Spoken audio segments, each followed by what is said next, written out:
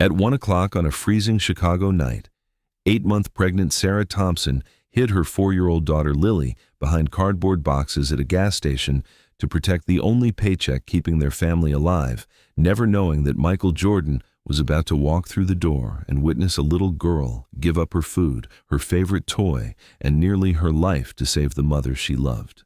Sarah glanced at the clock and felt her stomach drop.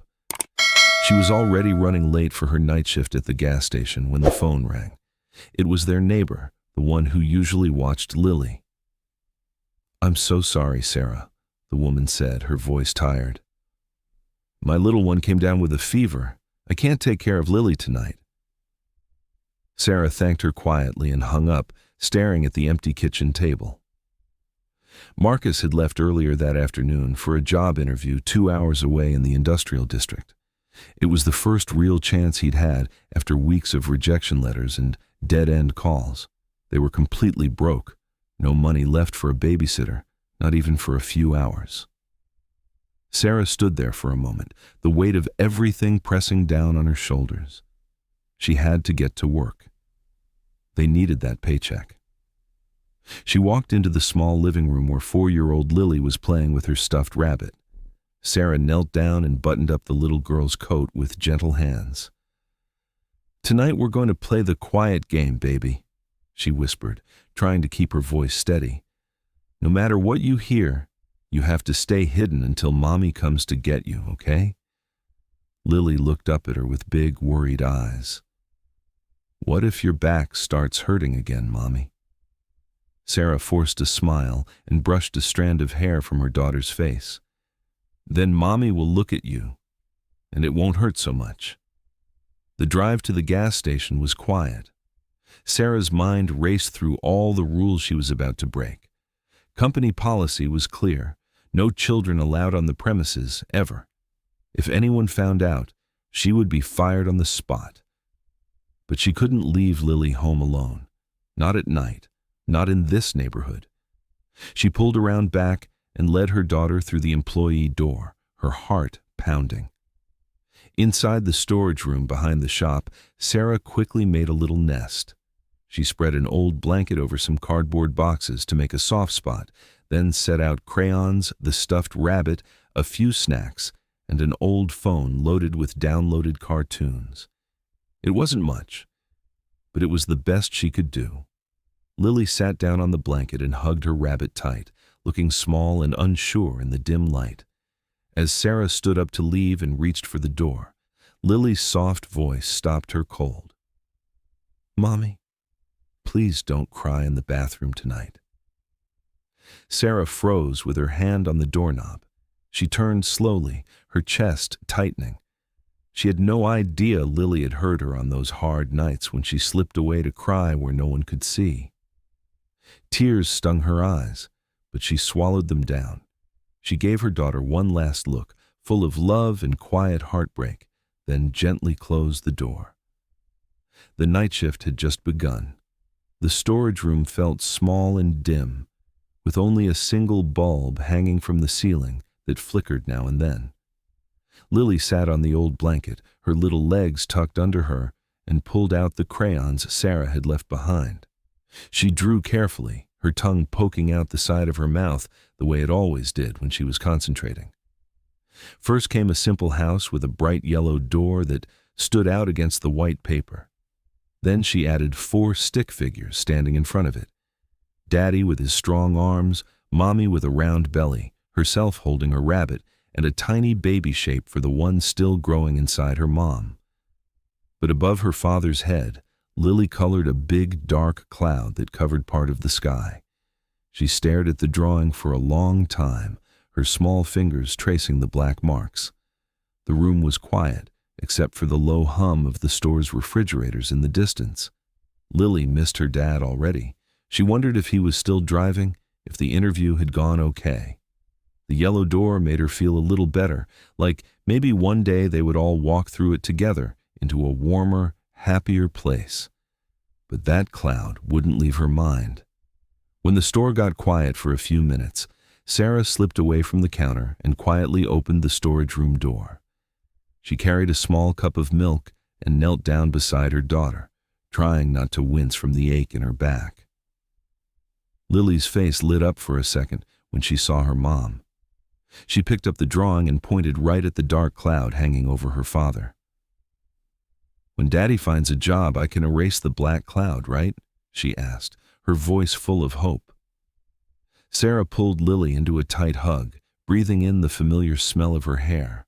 She wanted to say yes, to promise everything would be okay, but the words wouldn't come. All she could do was hold her daughter close and fight back the tears. Later, during her short break, Sarah unwrapped the single sandwich she had packed for dinner.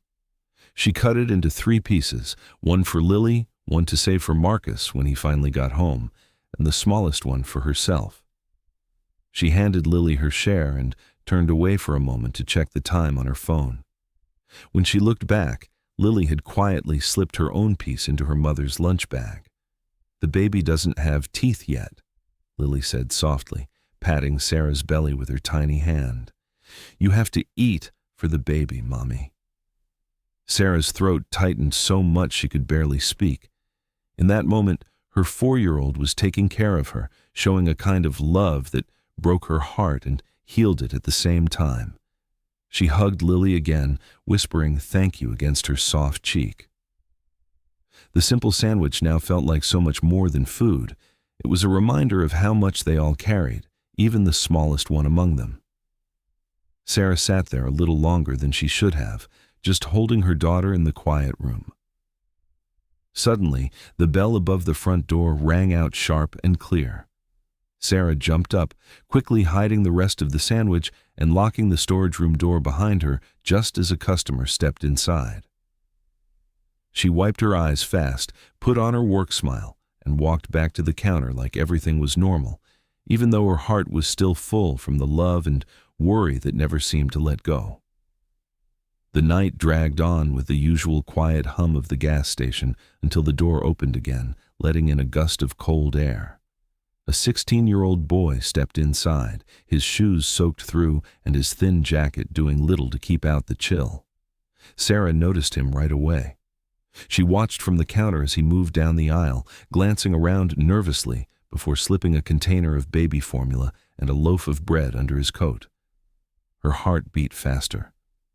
Most nights, she would have called the police without thinking twice, but something in the way his shoulders slumped stopped her.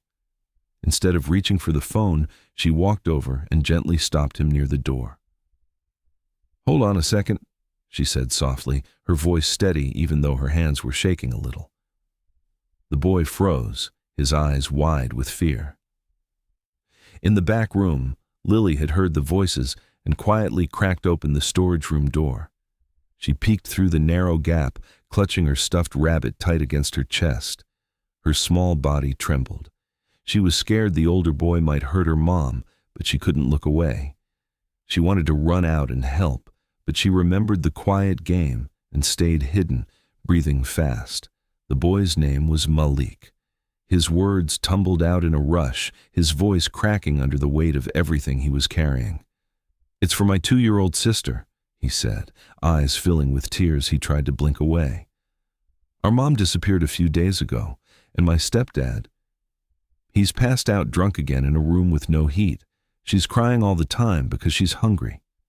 He looked down at the floor, ashamed. "You can call the police if you want. Just please don't take the formula away from my sister. She's only 2. The pain in his voice hit Sarah hard. She saw her own family's struggles reflected in this boy's desperate eyes.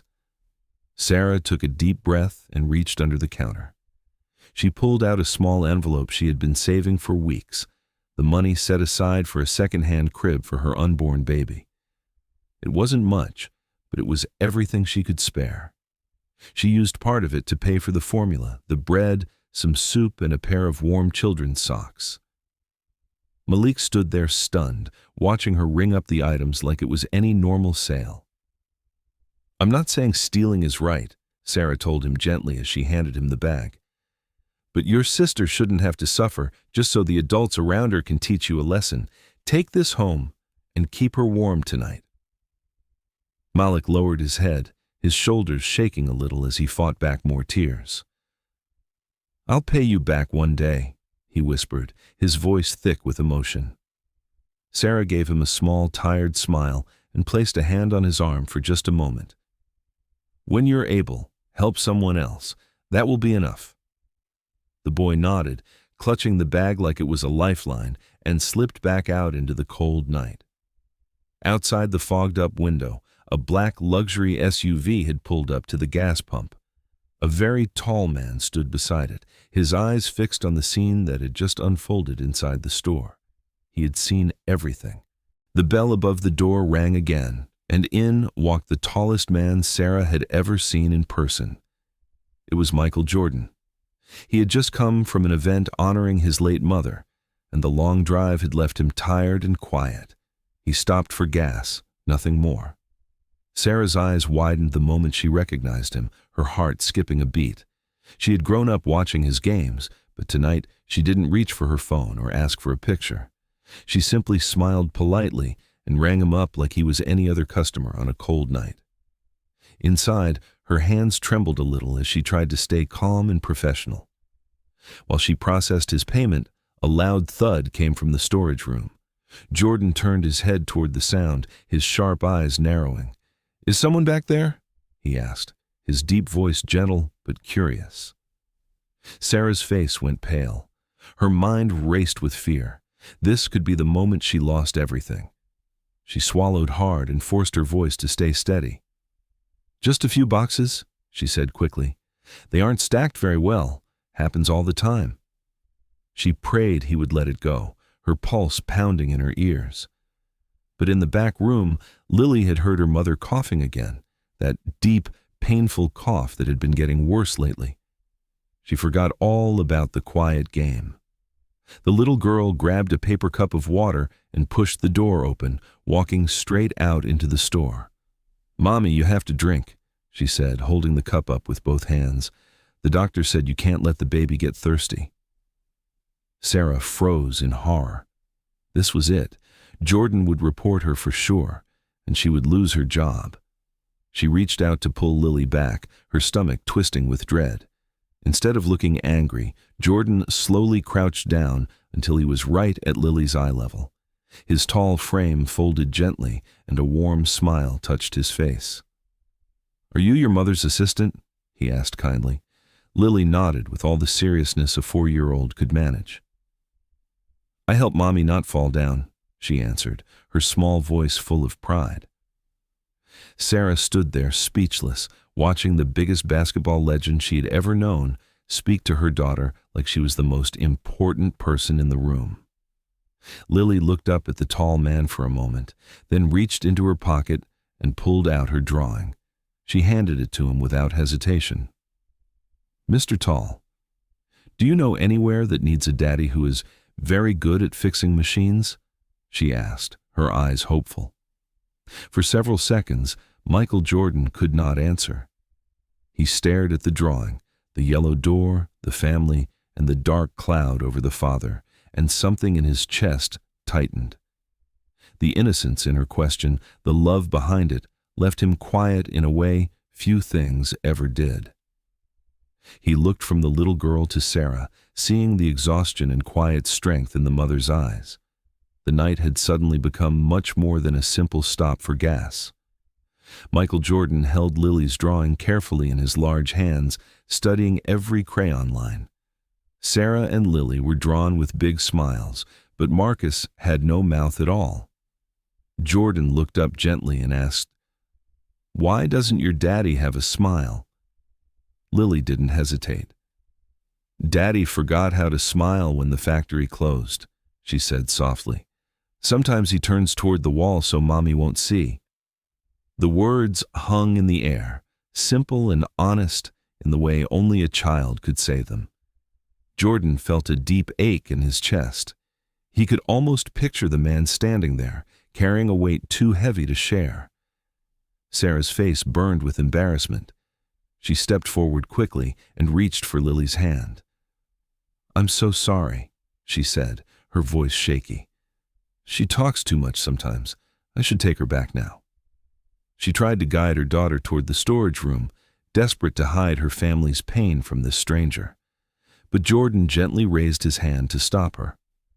"She isn't bothering me," he said, his tone warm and understanding. "Children often say the things adults are too frightened to admit." His words caught Sarah off guard. For a moment she didn't know what to say. No one had ever spoken about her struggles with such quiet respect. Jordan looked back down at the drawing, and his mind drifted to his own childhood. He remembered nights when his mother had to bring him and his siblings to work because there was no one else to watch them. She would find a quiet corner and tell them to sit still and finish their schoolwork under a weak, flickering light. They knew they had to be silent so she wouldn't lose her job. Those memories still lived in him. He looked at Sarah and spoke from the heart. "I was once the child who had to stay silent so his mother would not lose her job." In that moment, Sarah stopped seeing a famous basketball legend standing in her store. She saw a man who truly understood what it meant to grow up in a struggling family, the fear, the love, and the quiet sacrifices that no one else noticed. Her eyes softened, and for the first time that night, she felt a little less alone. Jordan's presence felt like a small light breaking through the long, hard shift. Before they could continue the conversation, the sound of screeching tires cut through the cold air outside. A city bus had lost control on the icy road and was sliding straight toward the gas station. Sarah's heart jumped into her throat as she pulled Lily close. The peaceful moment shattered in an instant. The bus came sliding across the icy road with a sickening screech. It slammed hard into the utility pole right outside the gas station, metal crunching and glass shattering in the night. Screams filled the air as passengers were thrown forward. Several people were hurt, elderly folks with cuts and bruises, a young mother cradling her crying toddler, and others too shaken to stand. The freezing wind howled through the broken windows. Sarah didn't hesitate. She grabbed her keys and rushed to unlock the front doors. "Come inside," she called out, waving them in. "Hurry, get out of the cold." One by one, the frightened passengers stumbled into the store, bringing snow and fear with them. The small gas station quickly filled with strangers. Voices overlapped in panic, children whimpered, and an older man groaned in pain from his seat on the floor. Sarah realized she could no longer keep Lily hidden. She hurried to the storage room and gently brought her daughter out. "Stay close to me, baby," she whispered. Lily looked around at all the scared faces and didn't cry or hide. Instead, she went straight to the crying children, clutching her box of crayons. She handed them out with her small hands and spoke in a sweet, serious voice. "Let's draw pictures," she told them. "It makes the scary feelings go away faster.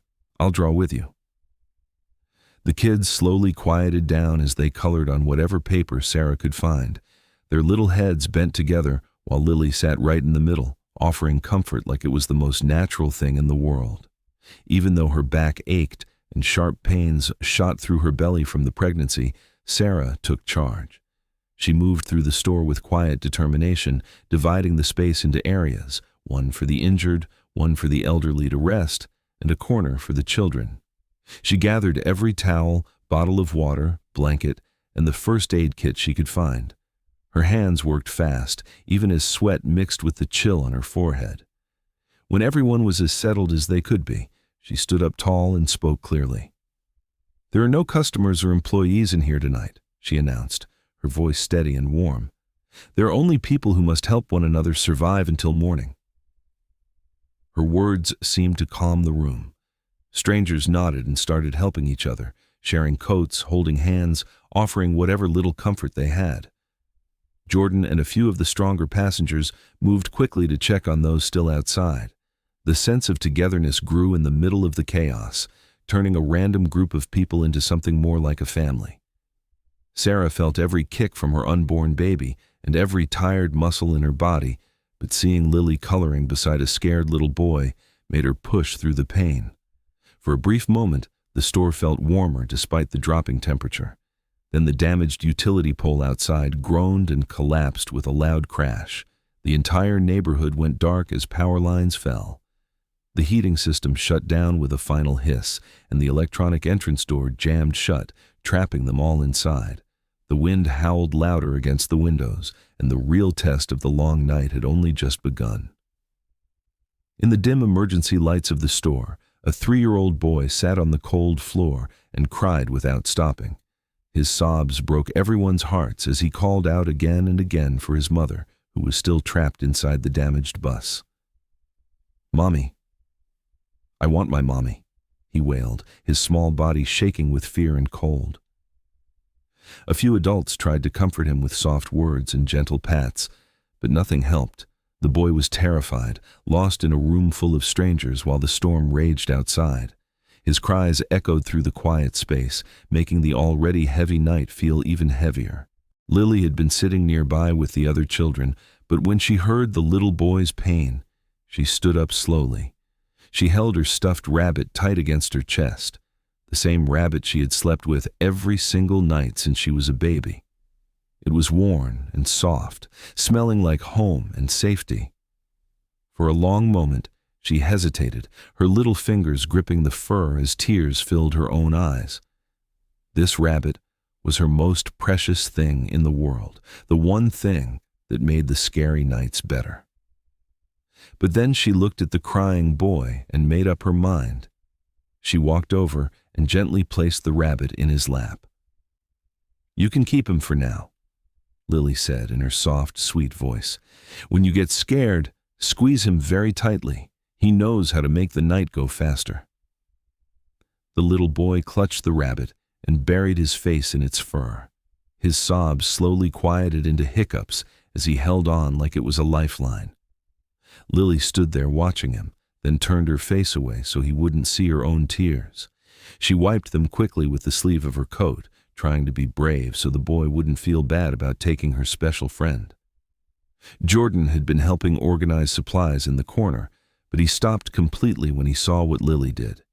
He watched the little girl give away the one thing she needed most for comfort, without expecting anything in return. The way she turned away to hide her tears touched him deeply.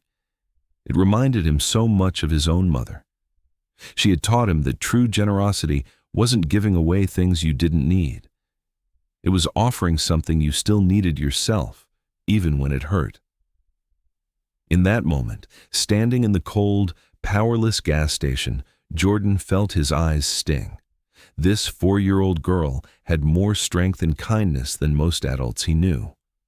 The quiet act of love spread a small wave of warmth through the room.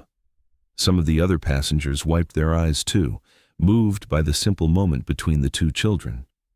But outside, the situation was getting worse.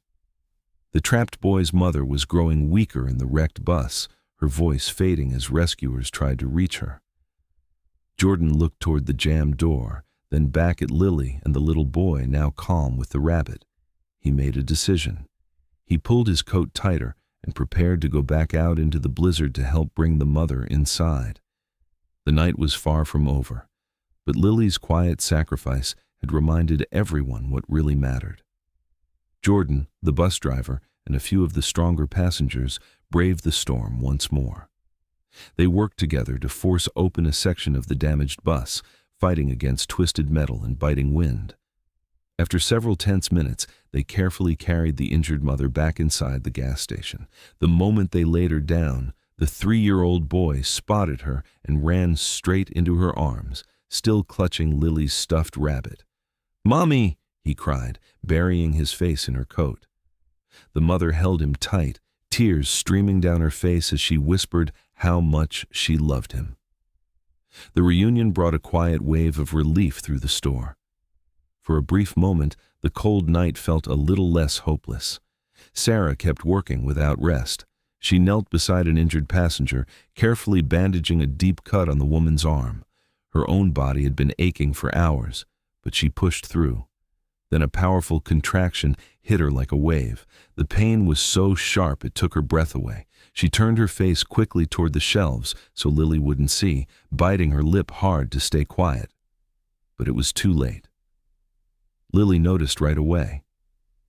The little girl ran over and wrapped both arms tightly around her mother's leg, holding on as if she could keep her from falling.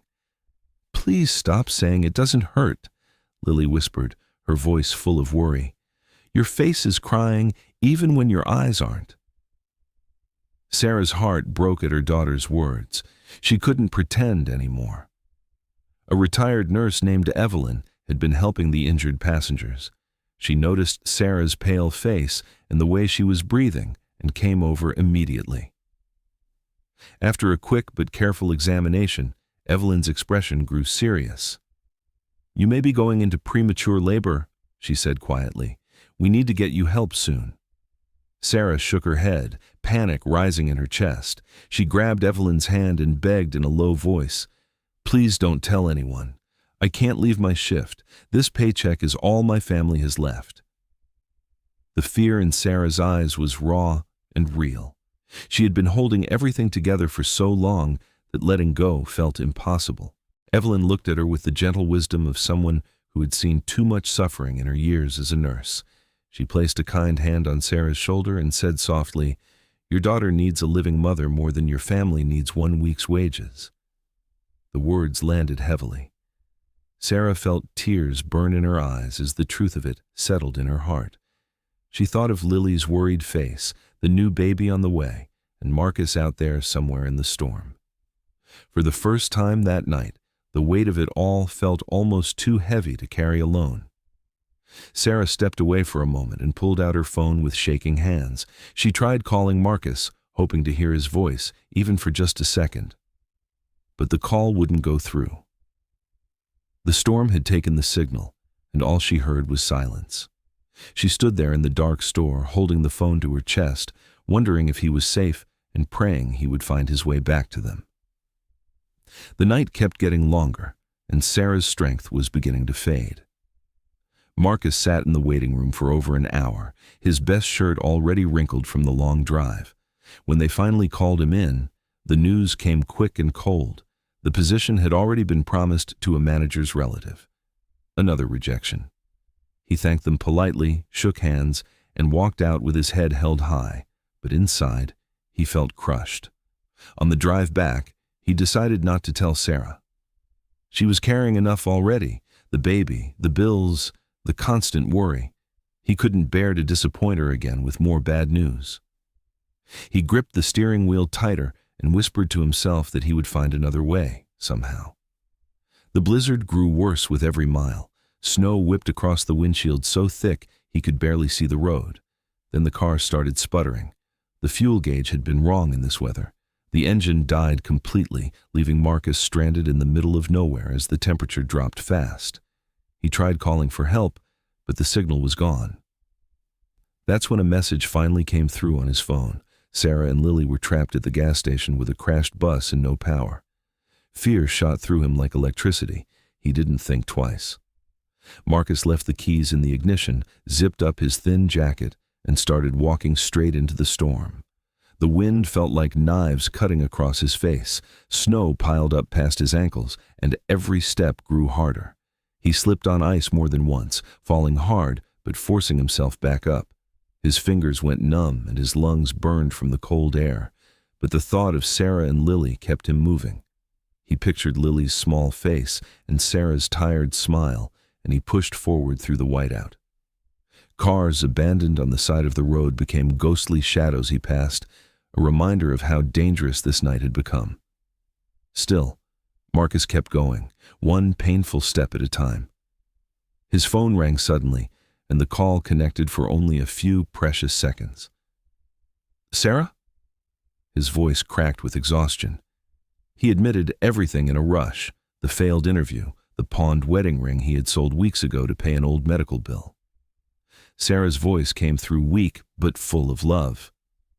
"You did not lose your promise when you lost the ring," she said, fighting back tears, "but you have to stay alive so you can come home and put it on again." Marcus swallowed hard, his eyes stinging. "I'm coming home," he promised. "Both of you wait for me." The line went dead right after, leaving only silence and howling wind. Back at the gas station, Lily looked up at her mother with big, worried eyes. "Will Daddy find the way back?" she asked softly. Sarah pulled her close and hugged her tight, rubbing her back. "Your father always finds his way back to us," she whispered. But deep down, Sarah was no longer certain.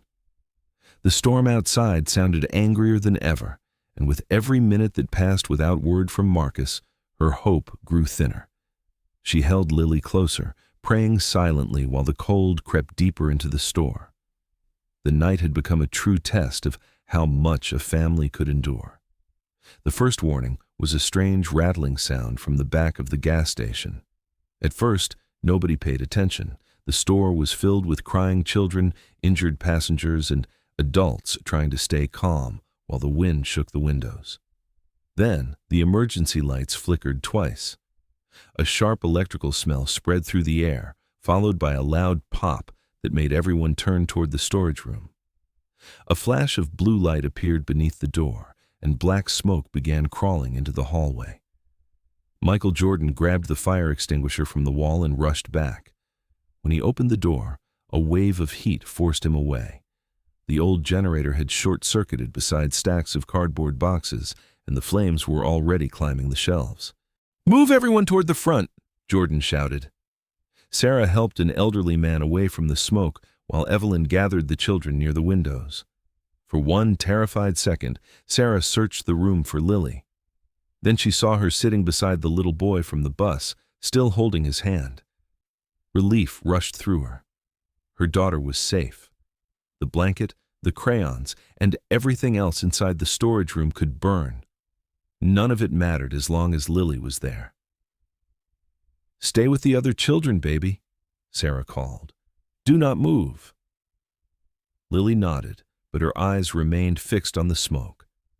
Then Lily remembered the drawing. It was still inside the storage room, beneath the blanket where she had been hiding earlier. The picture showed the small house with the yellow door, Sarah holding the new baby, and Marcus standing beside them. Earlier that night, Lily had added a smile to her father's face because she wanted to believe he would be happy again when he found work. To anyone else, it was only paper. To Lily, it was the only place where her family was safe and smiling.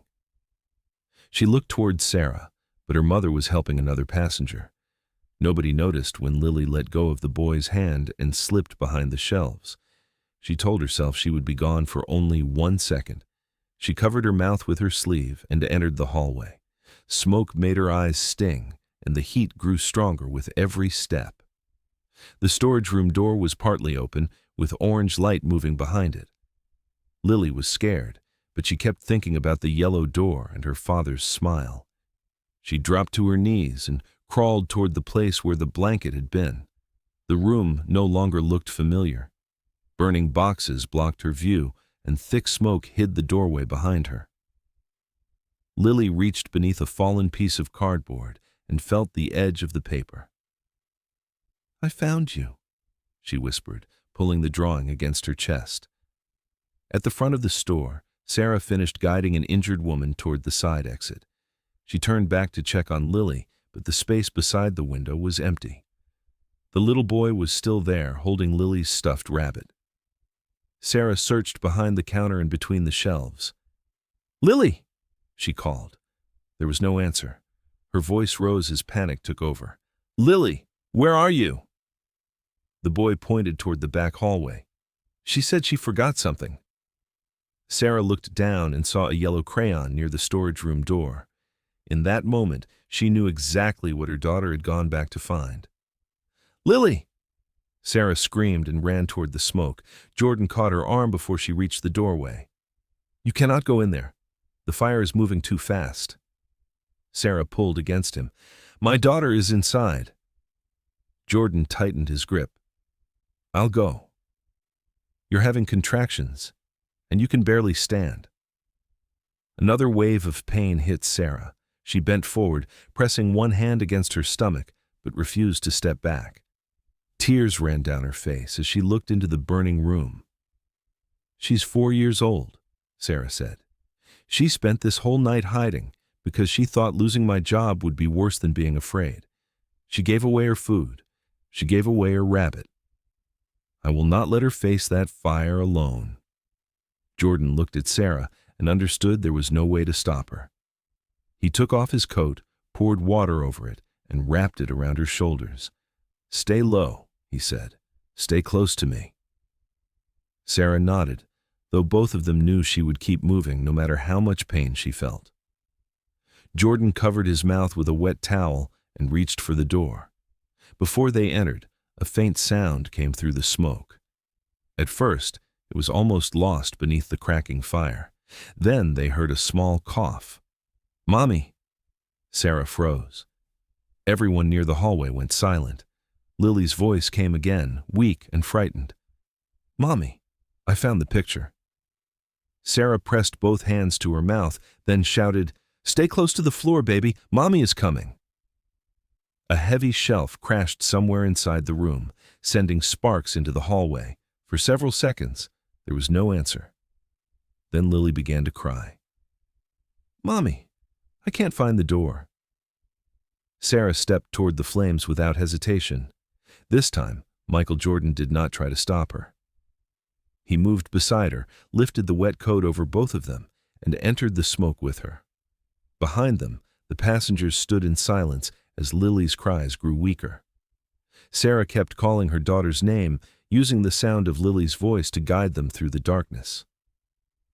Somewhere ahead, a 4-year-old girl held a burned family drawing against her chest and waited for her mother to find the way. Sarah dropped to her hands and knees the moment she entered the storage room. The smoke was so thick she could barely see the floor, and every breath burned her throat. Michael Jordan followed close behind, holding the fire extinguisher in one hand and keeping the wet coat over Sarah's back with the other. Flames climbed the shelves on both sides, eating through boxes, paper towels, and the old blanket Lily had used only hours earlier. Another contraction hit Sarah, sharp enough to stop her for a second. Jordan reached for her shoulder, but she pushed forward. "Lily," she shouted, "keep talking to me, baby. Mommy is coming." A weak cough answered from somewhere ahead. Jordan aimed the extinguisher at the flames blocking the narrow path, creating just enough space for them to move deeper into the room. Sarah crawled over broken boxes and pieces of burning cardboard, calling Lily's name again and again. For a moment, there was no response, and fear took over her whole body. Then she heard a small cry beneath the crackling fire. "Mommy, I'm here." Sarah followed the sound until she saw a tiny hand beneath a low metal table. Lily was curled into a ball, her coat pulled over her head, the family drawing pressed tightly against her chest. Sarah reached under the table and pulled Lily into her arms. The little girl was shaking so hard she could barely speak. Sarah kissed her face, her hair, and her small hands, checking again and again to make sure she was alive. Tears cut clean lines through the smoke on Sarah's cheeks. "Mommy needs you," she cried. "I don't need the picture. I only need you." Lily looked down at the paper, now blackened around the edges. "But Daddy is smiling in it," she whispered. "I didn't want the fire to take his smile away."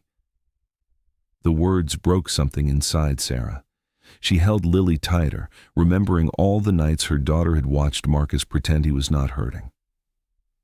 Lily had noticed every silence, every unpaid bill, and every time her father turned away to hide his face. She was only 4, yet she had carried the hope of the whole family into a burning room. Sarah pressed her forehead against Lily's and tried to keep her voice steady. "Your daddy's smile is not on that paper," she said. "It is waiting for us at home, but we have to get out so we can see it again." Lily finally let Sarah take the drawing and tuck it inside her coat. Jordan shouted that they had to leave now. The fire had reached the ceiling and pieces of burning wood were beginning to fall around them. Sarah tried to stand while holding Lily, but another contraction bent her forward. Jordan lifted Lily into one arm and helped Sarah with the other, guiding them back toward the doorway. They had taken only a few steps when a burning support beam crashed down in front of them. Sparks exploded across the floor, and the way out disappeared behind flames. Lily screamed and buried her face against Jordan's chest. Sarah looked around in panic, but there was no other exit. Jordan lowered Lily back into Sarah's arms and moved toward the fallen beam. He planted both feet on the concrete and pushed upward with his shoulder. The wood shifted only a few inches, and flames burned through the sleeve of his shirt. "Go under," he ordered. Sarah stared at him. "You're going to get hurt." Jordan pushed harder, his face tightening from the heat and weight. "Sometimes shoulders are not meant to carry fame," he said. "Sometimes they are meant to keep a roof from falling on a family." The beam lifted just high enough for Sarah to crawl beneath it with Lily. Sarah reached the hallway and turned back. Jordan was still inside, struggling to hold the beam as part of the ceiling began to crack above him. "Michael!" she screamed. He released the wood and threw himself forward, just as the beam crashed back down. The three of them stumbled through the hallway while smoke rolled behind them. Passengers near the side exit shouted for them to hurry, and Officer Chen reached in to pull Lily from Sarah's arms. Jordan grabbed Sarah around the waist and dragged her through the doorway as the storage room ceiling collapsed with a roar. Cold air struck them the moment they reached the parking lot. Snow fell onto their faces and melted against the heat still clinging to their clothes. Lily cried for her mother while Officer Chen carried her farther from the building. Sarah tried to take one more step, but her legs suddenly gave out. She dropped into the snow, both hands pressing against her stomach as pain tore through her body. Jordan knelt beside her and called for Evelyn. Sarah looked toward Lily, making sure her daughter was still awake, then whispered, "Don't let her wake up without me." Her eyes closed before anyone could answer. Sarah did not move after she fell into the snow. Evelyn rushed to her side, pressed 2 fingers against her neck, and then placed a hand on Sarah's stomach. The retired nurse's face changed almost immediately. "Her pulse is weak," she said. "And the baby is in distress. We need an ambulance now." Officer Chen tried his radio again, but the answer was the same.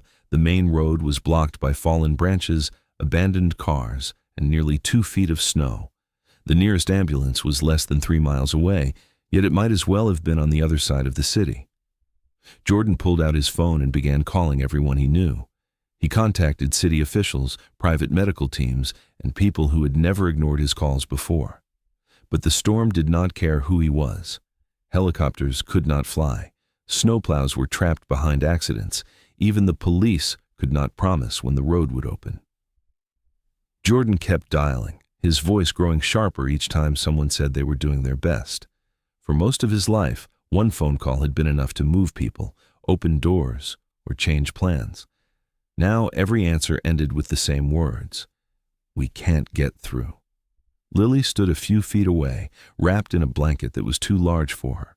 Her face was gray with smoke, and one side of her hair was singed. She watched Evelyn work over her mother while strangers carried shovels from their cars and tried to clear the road. Nobody noticed Lily walk toward Jordan until she reached for his hand. Her fingers were cold and so small that they barely closed around 2 of his. "You're very famous, aren't you?" she asked. Jordan looked down at her and could not speak at first. Finally, he nodded. "Some people know who I am." Lily looked toward Sarah. "Then can you tell everyone to save my mommy?" Her voice stayed soft, as if she were afraid of bothering him. "I don't want your autograph. I don't want a picture. I only want my mommy." The words hit Jordan harder than any question he had ever been asked. He had spent years being treated like someone who could do impossible things. People believed his name could fix problems, change lives, and make doors open. But standing in the snow beside a terrified 4-year-old, he had nothing to give her. No championship, no money, and no connection could make the storm move faster.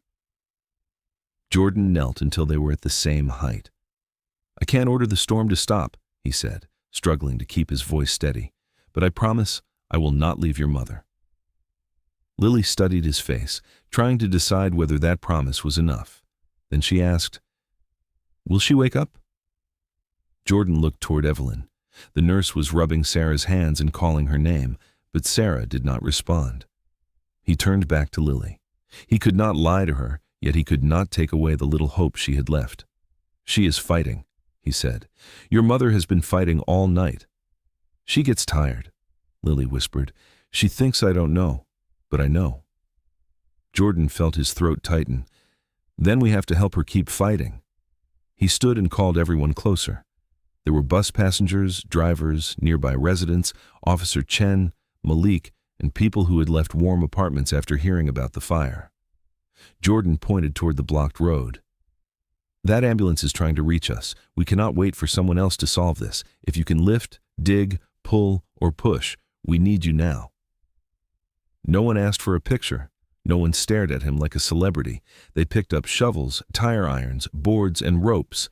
Within seconds, the road filled with people working side by side. Evelyn told them Sarah's body temperature was dropping. Jordan removed what remained of his coat and placed it beneath Sarah to keep her away from the frozen ground.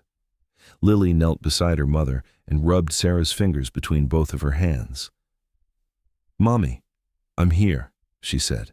"I didn't go back inside. I'm staying right here now."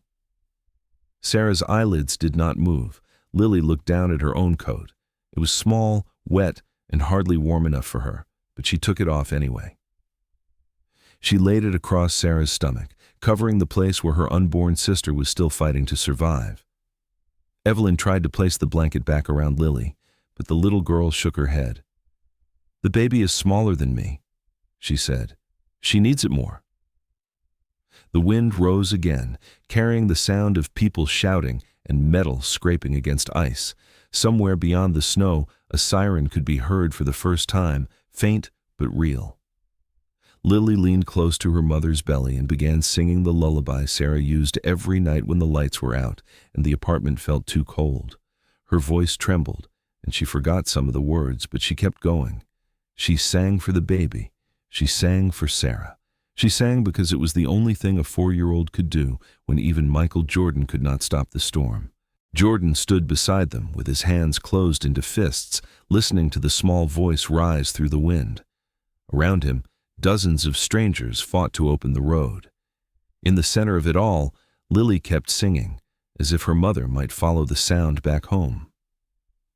Jordan stood in the middle of the snow-covered street and looked at the blocked road ahead. Fallen branches, abandoned cars, and thick piles of snow stood between Sarah and the ambulance. The siren could still be heard in the distance, but it was not getting closer. "We can't wait for the road to clear itself," Jordan shouted. "If you have a shovel, a rope, a tire chain, anything that can move snow or pull a car, bring it here." For a second, no one moved. Then Officer Chen grabbed a shovel from the trunk of his patrol car, and one by one the others followed. Drivers opened their vehicles and brought out whatever they could find. Some had snow shovels, others carried tire irons, tow ropes, wooden boards, and chains. A bus passenger used a broken piece of metal as a digging tool. 2 men tied ropes around an abandoned car, while several others pushed from behind.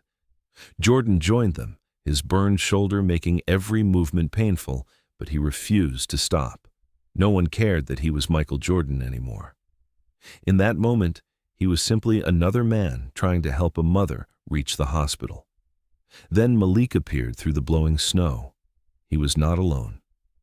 Behind him came more than a dozen residents from nearby apartment buildings, wearing mismatched coats and carrying household shovels, brooms, and even cooking pots. Malik ran toward Jordan, breathing hard. "I told them a pregnant woman and her little girl needed help," he said. They came as fast as they could. An older man handed Jordan a heavy shovel without saying a word. A woman in house slippers began clearing snow around the tires of the nearest car. Kindness moved down the street faster than any official order could have. Beside the burned gas station, Lily sat in the snow next to Sarah. Evelyn kept checking Sarah's pulse while trying to protect her from the cold. Sarah's eyes opened for only a few seconds at a time, and each time they closed, Lily became more afraid. She leaned close to her mother and began talking about the house with the yellow door. "You have to stay awake," she said. "You still have to choose the baby's room." Sarah's eyelids moved, but she did not answer. Lily held her mother's hand tighter. "I don't know what color the baby likes," she continued. "Maybe yellow, like the door. Or maybe blue because Daddy likes blue." Sarah took a weak breath and slowly opened her eyes. Her voice was barely louder than the wind.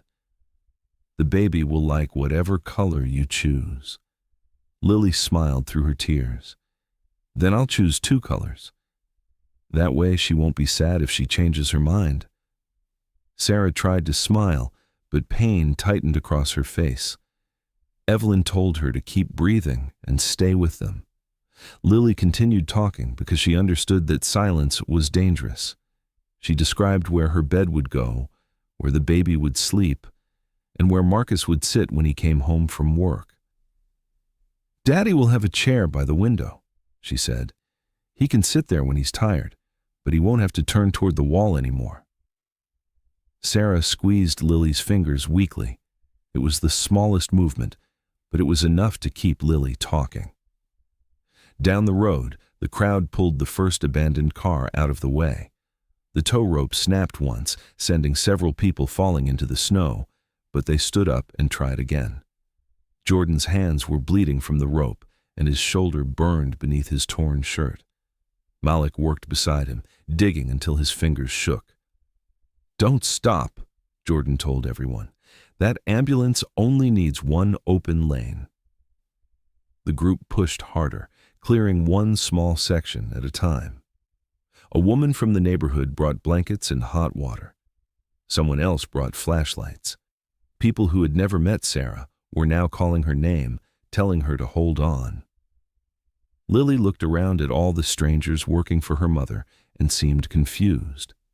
"Do they know Mommy?" she asked Evelyn. The nurse shook her head. "No, sweetheart."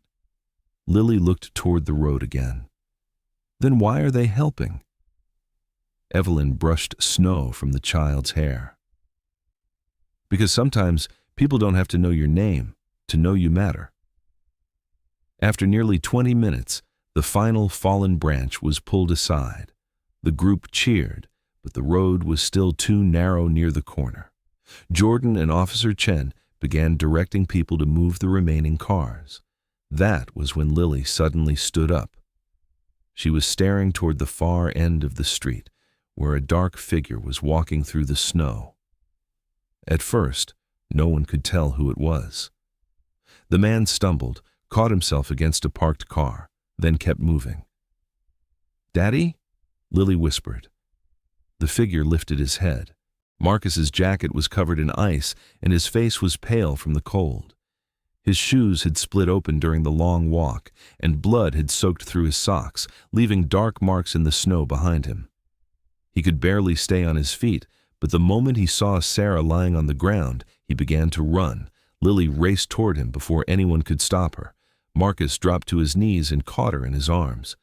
"Daddy came back," Lily cried. She wrapped both arms around his neck and held on as if the storm might take him away again. "Mommy doesn't have to be strong by herself anymore." Marcus closed his eyes. For several seconds he could not speak. He kissed Lily's face, then looked past her toward Sarah. "Where is she?" he asked, though he already knew. Lily took his hand and pulled him through the crowd. Every step caused pain to shoot through his feet, but he did not slow down. When Marcus reached Sarah, he fell beside her in the snow. He touched her face with shaking hands. "Sarah, I'm here," he said. "I told you I would come home." Her eyes opened slightly, and she looked at him as if she were not sure he was real. Marcus pressed his forehead against hers. "You don't have to carry us alone anymore," he whispered. "I'm here now. I'm sorry it took me so long." Sarah lifted one hand and touched his cheek. "You found us," she said. "I will always find you." The ambulance finally broke through the cleared path, its lights flashing across the snow. Paramedics rushed toward Sarah with a stretcher and medical equipment. They checked her pulse, placed an oxygen mask over her face, and began asking Evelyn questions. One paramedic pressed a monitor against Sarah's stomach, then looked quickly at his partner. "The baby's heart rate is dropping," he said. "We may have to deliver before we reach the hospital." Marcus stared at him. "Here?" "If we don't have a choice." The paramedics lifted Sarah onto the stretcher. Marcus held her hand while Lily walked beside them, still wearing only the blanket around her shoulders. Jordan stood near the ambulance, exhausted and covered in smoke, watching the family stay close together. The road had been opened, but the danger was not over. As the ambulance doors closed, Sarah's body tightened with another contraction. The paramedic looked at the monitor and raised his voice. "We need to move now. This baby may not wait for the hospital." The ambulance reached the hospital with only minutes to spare. Doctors and nurses rushed Sarah through the emergency entrance while Marcus ran beside the stretcher, still wearing his torn shoes and snow-covered clothes. Lily followed in Jordan's arms, holding the burned family drawing against her chest. Sarah was barely conscious, but when she heard Lily crying, she opened her eyes for a moment. "Take care of your sister," she whispered. Then the operating room doors closed between them. A nurse hurried toward Marcus with a form and told him the baby had to be delivered immediately. Sarah had lost too much blood, and the baby's heart rate was falling. Marcus tried to read the paper, but the words blurred in front of him. His hands were still numb from the cold, and the pen shook so badly that he could barely sign his name. "Save them both," he said. "Please don't make me choose." The nurse looked at him with quiet sympathy. "The doctors will do everything they can." Minutes later, another set of doors opened. A team of nurses rushed past with a tiny baby inside a clear medical bed. The child was so small that Marcus could barely see her beneath the wires and blankets. One nurse told him the baby was breathing but needed to be taken to the neonatal intensive care unit. At the same time, a doctor called for more blood inside Sarah's operating room. Marcus stood in the middle of the hallway, staring at the two doors. His wife was behind one, fighting for her life. His newborn daughter was disappearing behind the other. For months, Marcus had believed his greatest failure was losing his job. Now that fear seemed small, he could not follow both of them. He took one step toward the operating room, then stopped when he heard the wheels carrying the baby farther away. He turned toward the neonatal unit, but the operating room alarm sounded again. Marcus covered his face with both hands. "I don't know where I'm supposed to go," he said. "How does a father choose between his wife and his child?" Lily slipped her hand into his. She was still wrapped in a hospital blanket, and there was soot on her face. She looked tired and frightened, but her voice was calm. "Go with the baby, Daddy." Marcus looked down at her. "I can't leave your mother." Lily tightened her fingers around his hand. "I'll wait for Mommy. Mommy always finds me." The words nearly brought Marcus to his knees. Lily was only 4 years old, yet she was trying to make the decision he could not make. He pulled her into his arms and kissed the top of her head. "You shouldn't have to be this brave," he whispered. Lily rested her cheek against his shoulder. "I'm not brave. I'm scared. But the baby doesn't know anybody yet." Jordan stepped forward and placed a hand on Marcus's back. "Go with your daughter," he said. "Lily will not be alone." Marcus looked at the closed operating room doors one last time. Then he nodded and followed the nurses toward the neonatal unit. Before he left, he turned to Lily. "If Mommy comes out, tell her I didn't leave her. Tell her I went with the baby because she asked me to." Lily nodded. "I'll tell her." Jordan sat beside Lily in the hallway outside the operating room. For the first time that night, there was nothing for him to lift, push, or fix. There were no calls left to make and no roads left to clear. All he could do was sit beside a frightened child and wait. Lily placed the damaged drawing on her knees. The edges were burned, and part of the yellow door had been blackened by smoke, but the 4 members of her family were still visible. "Do you have a pen?" she asked. Jordan searched his pockets and found one that still worked. Lily carefully added a new figure beside the house. The person was much taller than everyone else and stood outside the yellow door with both arms stretched wide. Jordan watched her draw for several seconds. "Who is that?" he asked. Lily looked up at him. "That's you," Jordan gave a tired smile. Why am I outside? You don't live in the house, Lily explained. You stand outside the door so the storm can't take anyone away. Jordan looked down at the drawing and felt his throat tighten. All his life, people had drawn him holding trophies, flying toward a basketball hoop, or standing above a crowd. No picture had ever meant as much as this one. In Lily's drawing, he was not famous. He was simply someone standing between a family and the storm. A sudden sound echoed from the far end of the hallway. It was weak at first, then stronger. A baby was crying. Lily jumped to her feet. "That's my sister," she said. Jordan stood beside her, and for one brief moment, hope filled the hallway. Marcus appeared behind the glass doors of the neonatal unit, tears running down his face. He raised one hand to let them know the baby was alive. Then, the operating room doors opened. The surgeon stepped into the hallway, still wearing gloves stained with blood. His expression erased the relief from Jordan's face. Lily stopped smiling. The doctor looked toward Marcus, then at the little girl waiting beside Jordan. "The baby is stable for now," he said, "but Sarah is still bleeding heavily.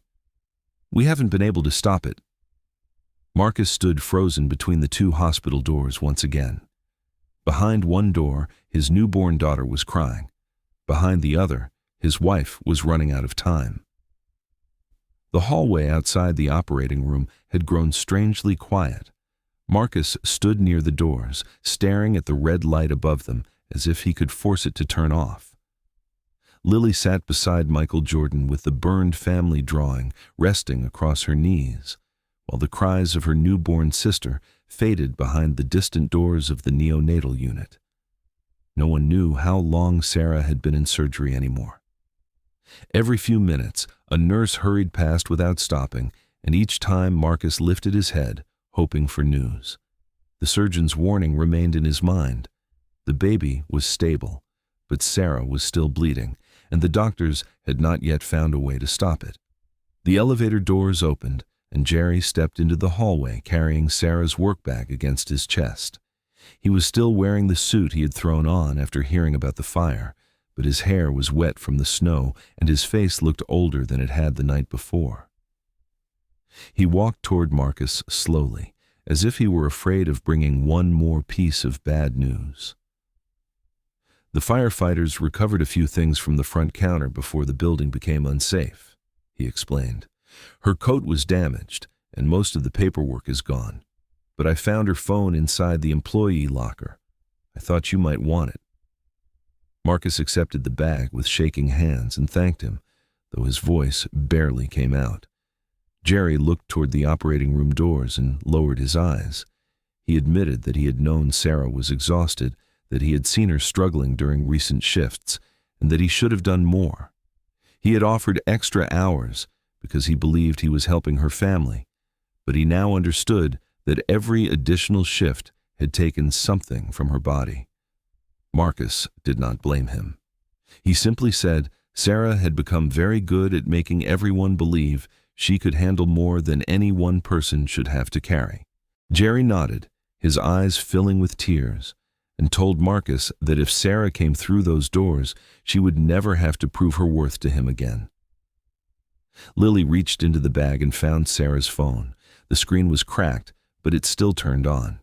She held it out to Marcus and asked whether they could look at the pictures of the baby clothes Sarah had wanted to buy. Marcus unlocked the phone and began searching through the gallery. Most of the images were ordinary. Lily sleeping on the couch, Marcus repairing a kitchen chair, a tiny pair of socks in a store window, and several pictures of Sarah's growing stomach taken in the bathroom mirror. Then Marcus noticed a video recorded several weeks earlier. The title said, "For Lily and the baby, only if needed." His hand stopped moving. For a moment, Marcus could not bring himself to open it. He understood immediately why Sarah had made the recording. She had known childbirth could be dangerous. And despite all the hope she carried, part of her had prepared for the possibility that she might not come home. Marcus sat beside Lily and held the phone between them.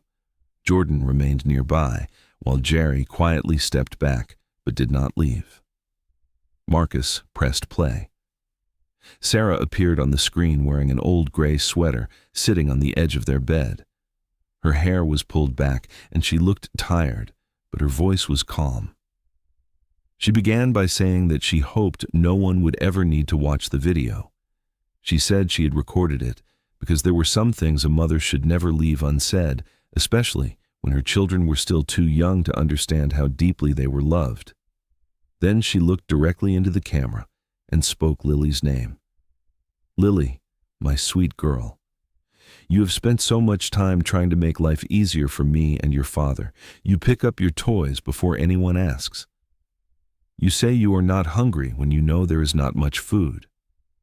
You watch my face when I stand up because you are afraid I might fall. I need you to understand something that I should have told you every day. You are not responsible for taking care of this family. You are not supposed to carry our fear, our bills, or our sadness. You are allowed to be 4 years old. You are allowed to make a mess, cry when you are scared, ask for more than we can give, and wake us up because of a bad dream. None of those things will ever make you a burden." Lily's mouth trembled as she listened. For months, she had believed that being quiet, eating less, and never complaining would make her mother's life easier. She had tried to become helpful because she could see how tired Sarah was, even when no one explained why. Now, Sarah's voice was telling her that she had never needed to earn her place in the family. Lily leaned against Marcus, and tears slid silently down her cheeks. On the screen, Sarah paused and wiped her own eyes before continuing. "If I am not there one day, I do not want you to remember me only as the mother who worked late or cried behind closed doors. Remember that I loved hearing you laugh from the other room. Remember that every picture you drew was beautiful to me, even when I did not have time to look long enough. Remember that you were never the reason I was tired. You were the reason I kept getting back up." Marcus lowered his head. He had heard Sarah comfort Lily before, but never with this kind of honesty. Jordan looked away toward the window, giving the family the small piece of privacy that the hospital hallway could offer. Jerry covered his mouth with one hand, unable to hide his tears. Sarah then placed both hands over her stomach. "And to my little baby, I do not know what kind of world will be waiting for you when you arrive. Your father and I may not have everything ready. Your crib may be second-hand, your room may be small, and there may be days when we count every dollar before buying groceries. But none of that means you were unwanted. You were loved before we knew your face, before we knew your name, and before we knew whether we could give you the life we dreamed about." Her voice became softer as she smiled at the camera. "You also have a sister named Lily. She is the kind of child who would give you the last piece of her sandwich and then tell everyone she was not hungry. She will try to protect you even when she is the one who needs protecting. Please remind her that she is your sister, not your second mother. Grow up beside her. Fight with her sometimes. Forgive each other. And when life becomes hard, never let either of you believe that you have to face it alone." Lily began to sob. She pressed her face against Marcus's chest, and he wrapped both arms around her while the video continued playing. Sarah ended by telling Marcus that she loved him, that losing his job had never made him less of a husband or father, and that she wished he could see himself through the eyes of his children. She said Lily still drew him inside every picture, even during the months when he felt he no longer belonged anywhere. Jordan turned toward the far wall and wiped his eyes. He had met Sarah only hours earlier, yet her voice carried the same kind of love he remembered from his own mother, a love that did not ask whether someone had succeeded before deciding they were worth believing in. In that moment, Sarah was no longer only the pregnant woman from the gas station. She was every exhausted mother who hid her fear so her children could sleep, every parent who gave away the last piece of food, and every person who kept going because someone smaller was watching. The video ended, leaving Sarah's face frozen on the screen. Marcus held the phone against his chest. Lily reached out and touched the image of her mother with one finger. Before anyone could speak, a loud alarm sounded from inside the operating room. The red light above the doors began flashing. Several nurses rushed past them, pushing a medical cart through the entrance. A doctor called for more blood, and the doors closed again before Marcus could ask what was happening. Lily jumped from her chair and ran forward. She pressed both hands against the cold metal doors, crying so hard she could barely breathe. "Mommy, I heard everything you said," she called through the door. "You can come back now. I promise I'll be a little girl again. You don't have to worry about us anymore." Marcus moved toward her, but Jordan gently stopped him for a moment. Lily placed her forehead against the door and closed her eyes. "Please come back and show me how." Morning light began to enter the hospital through the tall windows, pale and quiet after the violence of the night. Marcus had not moved from the chair beside Sarah's bed for hours. His wet clothes had been replaced with hospital scrubs, and both of his feet were wrapped in bandages, but he barely seemed to notice the pain. Lily slept across 2 chairs nearby, holding the burned family drawing against her chest. Michael Jordan remained in the hallway with Jerry, giving the family space while refusing to leave the hospital. No one knew exactly when the danger had passed. They only knew that the alarms had finally stopped, and the doctors were no longer running into the room. Sarah's fingers moved first. Marcus thought he had imagined it, so he leaned closer and took her hand. Her eyelids slowly opened, and for several seconds she stared at the ceiling without understanding where she was. Then she turned her head and saw Marcus beside her. Relief passed across his face so quickly that he could not hide it. He pressed her hand against his forehead and began to cry. Sarah tried to speak, but her throat was dry and her voice was barely more than a whisper. The first thing she asked was not about the baby or the surgery. She asked whether Lily had seen her fall. Marcus looked toward their daughter, still asleep with soot around the edges of her hair. He understood what Sarah was really asking. She was afraid Lily would remember her as weak, afraid the child who had spent the night trying to protect everyone would now carry one more frightening image. Marcus leaned close and answered gently. "She saw you stand back up far more times than she saw you fall. She saw you walk into a fire for her. She saw you keep fighting when everyone else thought you had nothing left. That is what she will remember." Sarah closed her eyes as tears slipped down the sides of her face. Marcus told her the baby had survived, though she was premature and still needed help breathing. He explained that the doctors were watching her closely in the neonatal unit. Sarah placed one hand over her empty stomach, and grief crossed her face before relief could fully reach it. "Is she alone?" she asked. Marcus shook his head. He told her he had stayed beside the baby until the nurses forced him to rest, and that Lily had been asking every few minutes when she could meet her sister. When Lily woke and realized Sarah was looking at her, she climbed carefully onto the edge of the bed. For a moment, neither of them spoke. Then, Lily touched her mother's cheek as if she needed to make sure Sarah was real. Sarah pulled her close, though the movement caused pain across her body. "I heard your message," Lily said through tears. "I'm going to try being 4 years old again, but I might need you to teach me." Sarah held her tighter and told her they would learn together. She promised that Lily would never again have to hide in a storage room or pretend she was not hungry to protect the adults around her. Later that morning, a nurse brought Lily to the neonatal intensive care unit. She had to wash her hands carefully and wear a small hospital gown that hung past her knees. Marcus carried her to the incubator while Sarah watched through a video call from her room. Inside the clear bed, the newborn looked impossibly small.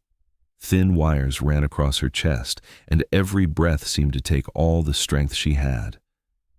Lily placed her palm against the glass. She stared at the baby for a long time before speaking.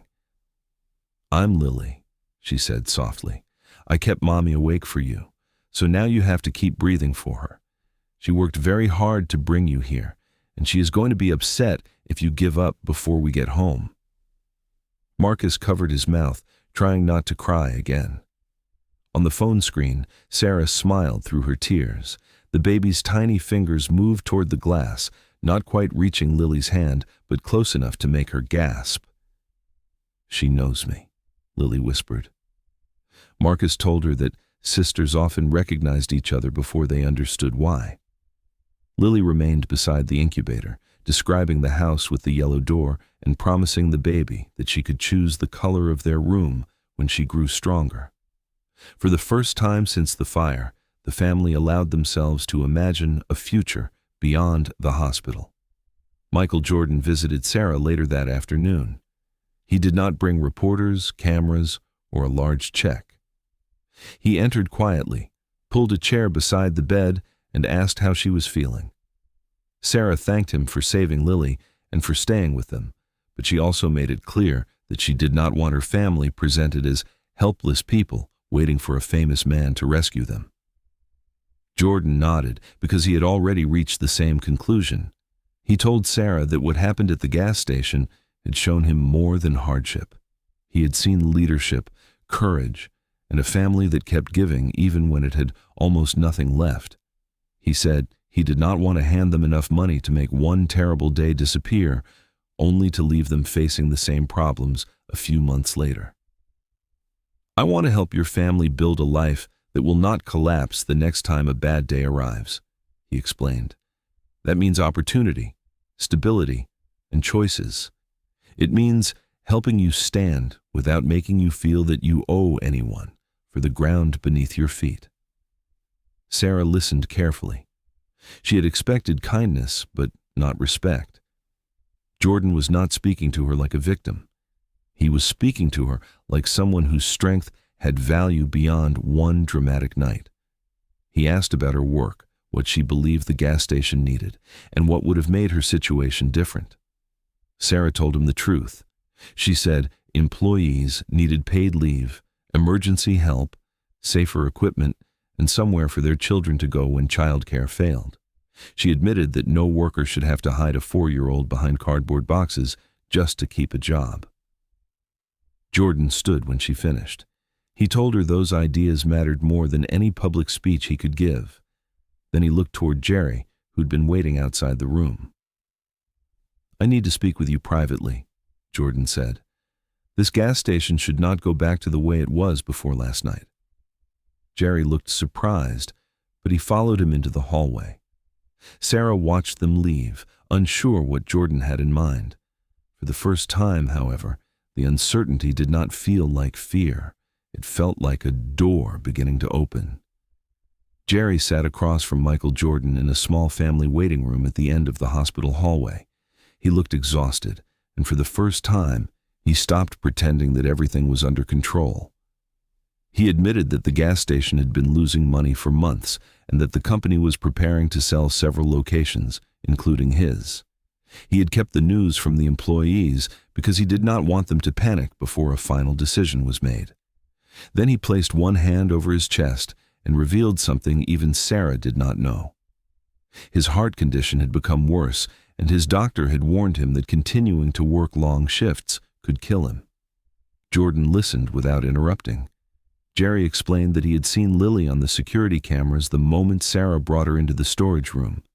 He had watched Sarah spread out the blanket, leave food beside her daughter, and return every few minutes to check on her.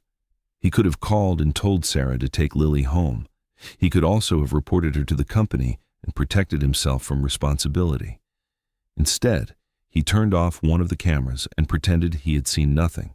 Later, Jerry entered Sarah's hospital room and told her the truth. Sarah looked at him in shock, remembering how afraid she had been that night. Jerry sat beside her bed and struggled to meet her eyes. He told her that he had stayed silent because he knew she had no other choice, but silence had not been enough. "I kept telling myself I was protecting your job," he said. "The truth is, I was also protecting myself. I never asked why an 8-month pregnant woman had to hide her child behind boxes just to earn one night's pay. I saw the problem and decided not to look too closely. Sarah did not know whether to feel angry or grateful. For months, she had believed that nobody noticed how close her family was to falling apart. She had worked through pain, skipped meals, and hidden Lily because she thought one mistake would leave them with nothing. Now she understood that Jerry had seen more than she realized. He had not solved the problem, but he had quietly made room for her to survive one more night. Sarah reached for his hand and told him that both of them had spent too long believing they had to handle everything alone. Jordan returned to the room with several pages of notes. He had spent the morning speaking with the gas station company, his business team, and local labor advisors. He explained that he was willing to invest in the chain, but only if the company agreed to changes that would protect the people working inside it. He did not want to repair the burned station, take photographs, and allow the same conditions to continue. What happened to Sarah could happen to another employee the following week unless the system itself changed. The first part of the plan was an emergency assistance fund for employees facing sudden hardship. Workers who lost housing, childcare, transportation, or a spouse's income would be able to request temporary help without risking their jobs. The second part was paid maternity leave, something Sarah had never imagined receiving. Jordan also required the company to create safe overnight childcare at larger locations for employees working late shifts. No parent would ever again have to choose between leaving a child alone and hiding that child in a storage room. Sarah listened with one hand covering her mouth. She had expected Jordan to help with the hospital bills or perhaps replace the money she had lost in the fire. She had never imagined that the worst night of her life might change working conditions for hundreds of families. Jordan told her that after she recovered, she would be offered a place in a management training program. He had watched her organize injured passengers, calm frightened children, and make difficult decisions while in pain. Those were not the actions of someone who was only a cashier. They were the actions of a leader. Jerry would remain with the company as a consultant while receiving treatment for his heart. He would train future managers and help design the new employee support program. Jerry tried to protest that he did not deserve another chance after failing to protect Sarah sooner, but Jordan disagreed. He said people should be held responsible for their mistakes, but responsibility also meant using what they had learned to protect someone else. Jerry lowered his head and promised Sarah that he would spend whatever time he had left making sure no employee felt as trapped as she had. Jordan then showed them the proposed name of the first overnight childcare center. At the top of the page were two simple words: Lily's room. Sarah began to cry. She remembered the cold storage room, the cardboard boxes, and her daughter trying to remain silent because she was afraid her mother would lose her job. Now, Lily's name would belong to a warm, safe place where children could sleep, draw pictures, and wait for their parents without hiding. When Lily entered the room, Sarah explained the plan in words she could understand. She told her that other children whose parents worked at night would have a room with beds, toys, books, and a bright yellow door. Lily looked surprised when she heard the room would carry her name. Then she asked whether children would be allowed to laugh inside it. Sarah pulled her close and answered that they would never have to be quiet just to keep their parents employed. Jordan later found Marcus near the neonatal unit, watching his newborn daughter through the glass. He told Marcus that the United Center needed technicians with experience maintaining large mechanical systems. Marcus's 6 years at the factory made him a strong candidate, and Jordan was willing to recommend him for an interview. Marcus was grateful, but he asked Jordan not to give him the job simply because his family had suffered. "I need someone to believe I still have value," Marcus explained. "But I also need to walk into that interview knowing I will be judged like everyone else. I don't want my daughters growing up believing their father only found work because someone felt sorry for him. Jordan understood. He promised Marcus an open door, not a guaranteed position. The hiring team would review his experience, test his skills, and make the final decision. Failure did not erase your value, Jordan told him.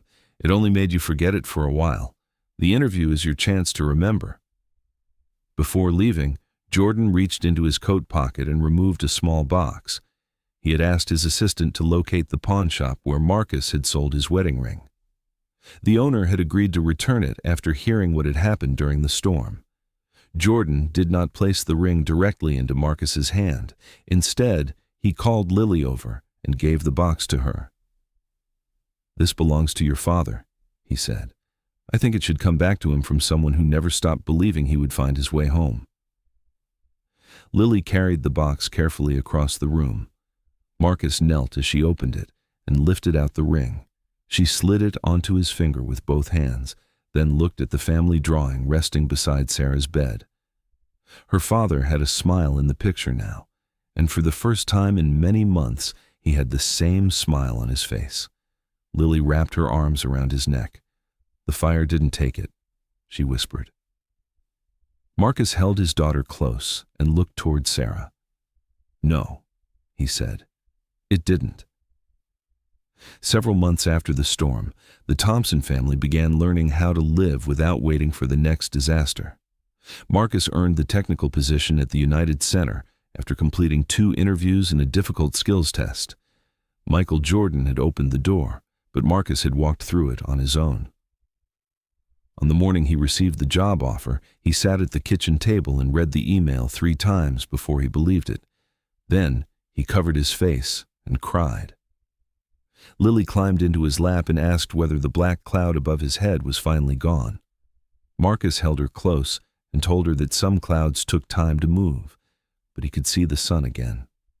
Sarah returned to work after her doctors cleared her, though she no longer stood behind the register for endless night shifts. She entered the company's management training program and spent her days learning how to supervise employees, manage budgets, and improve safety procedures. At first, she worried that people would think she had been promoted only because Michael Jordan felt sorry for her. That fear disappeared when she began solving problems other managers had ignored for years. She understood what workers needed because she had once been the person afraid to ask for help. She knew that a late employee might be dealing with a broken car, that an exhausted mother might have a sick child at home, and that kindness did not mean lowering standards. It meant seeing the whole person before making a judgment. The premature baby also grew stronger. Sarah and Marcus named her Hope because that was what she had been from the moment they first heard her heartbeat. She remained in the hospital for several weeks, gaining weight 1 ounce at a time, until the doctors finally allowed the family to take her home. Lily took her role as a big sister very seriously, but she also remembered Sarah's message. She no longer gave away every snack or pretended she was not tired. Sometimes she became jealous when Hope cried for hours, and sometimes she asked Marcus to hold the baby somewhere else because she wanted Sarah to herself. Sarah welcomed those moments. They were proof that Lily was learning to be a child again. The rebuilt gas station opened before the next winter. It was brighter, safer, and equipped with a new emergency system. Beside the store stood a small child care center with warm beds, books, toys, and trained overnight staff. Its entrance was painted bright yellow. Above the door, a simple sign read, "Lily's Room." Employees working late shifts could leave their children there without fear, and no child had to sit silently behind cardboard boxes while a parent tried to earn a paycheck. Inside the room, the smoke-damaged family drawing hung in a wooden frame. The paper was wrinkled, and the corners were burned black, but the 4 figures could still be seen. Beside them stood the tall man Lily had drawn outside the house, holding back the storm with his arms. Beneath the frame were the words, "No worker should ever have to choose between keeping a job and keeping a child safe." On opening day, Lily stood in front of the picture with a yellow crayon in her hand. She carefully filled in the door of the little house, covering the gray smoke marks with bright color. Then she looked at Marcus and added a wider smile to his face. Marcus watched her from across the room while holding hope against his chest. This time, Lily did not have to imagine her father smiling. He was smiling in front of her. One cold evening, Sarah was helping close the store when a young woman entered carrying a sleeping baby.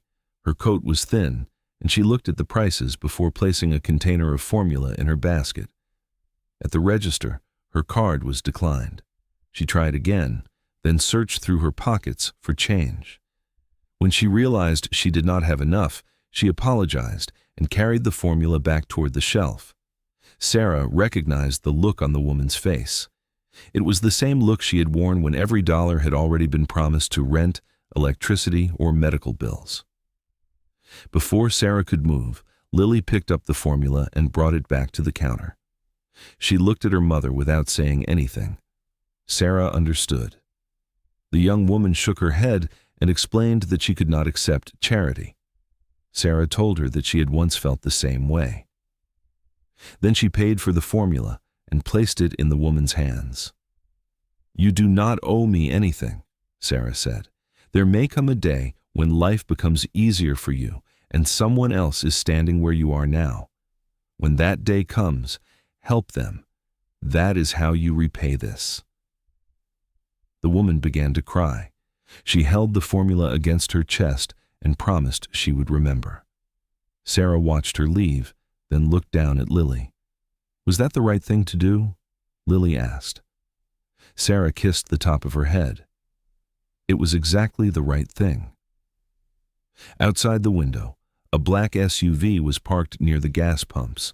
Michael Jordan had stopped without calling ahead, just as he had on the night that changed everything. From inside the vehicle, he watched Lily take the hand of another employee's frightened child and lead her toward the yellow door. The little girl was nervous about staying without her mother, so Lily showed her the books, the beds, and the framed drawing on the wall. When Lily noticed the SUV, she ran toward the front entrance and waved with both hands. "Mr. Tall," she called, "my daddy remembers how to smile now." Jordan stepped out of the vehicle and looked through the window. Marcus was holding Hope, who had grown into a healthy, bright-eyed baby. Sarah stood beside him in her manager's uniform. Jerry, recovering well after his heart treatment, was teaching a new employee how to check the emergency equipment. Around them, children laughed inside the room that had once existed only because a 4-year-old girl had nowhere safe to go. Jordan reached into his wallet and removed the worn photograph of his mother. For a moment, he looked at her face and remembered the long hours she had worked, the sacrifices she had hidden, and the way she had taught her children to notice people the world often ignored. "You were right, Mom," he said quietly. "Sometimes we only have to stop long enough to see who needs us." He returned the photograph to his wallet and waved goodbye to Lily. His SUV slowly pulled away from the station and disappeared into the winter night. Behind him, the yellow door of Lily's room remained open, spilling warm light across the snow. Michael Jordan had not saved the Thompson family with a single gift. He had given them the chance to rebuild their future with their own hands. And the 4-year-old girl, who once had to hide behind cardboard boxes, had opened a safe door for hundreds of children who came after her.